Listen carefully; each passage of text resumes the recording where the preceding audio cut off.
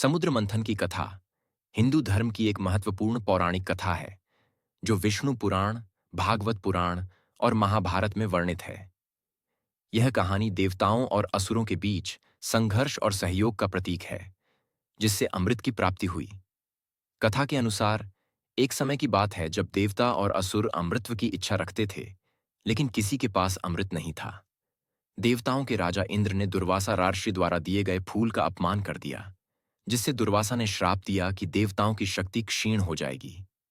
इस श्राप के परिणाम स्वरूप देवताओं की ताकत घटने लगी और असुरों ने देवताओं पर हमला कर दिया। असुरों के बढ़ते प्रभाव से चिंतित होकर देवता भगवान विष्णु के पास सहायता मांगने गए।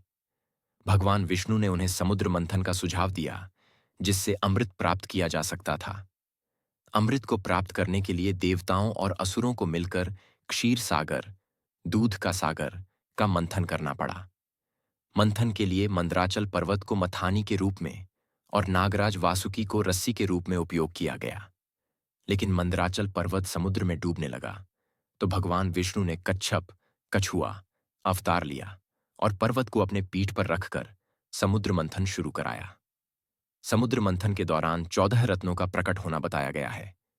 इनमें से कुछ प्रमुख रत्न थे: कामधेनु, इच्छा पूर्ण करने वाली गाय; ऐरावत, इंद्र का हाथी; कल्पवृक्ष, इच्छा पूर्ति का वृक्ष; अप्सराएं, स्वर्ग की सुंदरियों; और धन्वंतरी, चिकित्सा के देवता। धन्वंतरी के हाथ में अमृत कलश था, जिसे लेकर देवता और असुरों के बीच विवाद हुआ।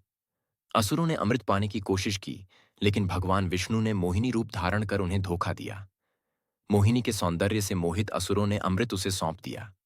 मोहिनी ने अमृत देवताओं को पिला दिया, जिससे वे अमर हो गए। असुरों को जब यह बात पता चली तो वे नाराज हो गए, लेकिन अब कुछ नहीं कर सकते थे।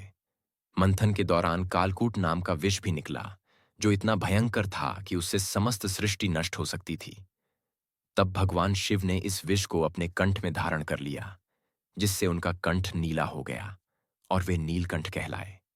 समुद्र मंथन की यह कथा यह सिखाती है कि जीवन में चाहे जितनी भी कठिनाइयां क्यों ना आए, धैर्य और सहयोग से समस्याओं का समाधान संभव है।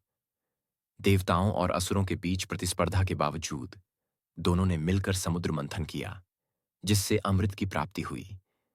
यह कहानी संघर्ष, धैर्य और भगवान की कृपा का प्रतीक है, जो हमें यह सिखाती है कि कठिन परिस्थितियों में भी ईश्वर पर विश्वास और प्रयास हमें सफलता दिला सकता है।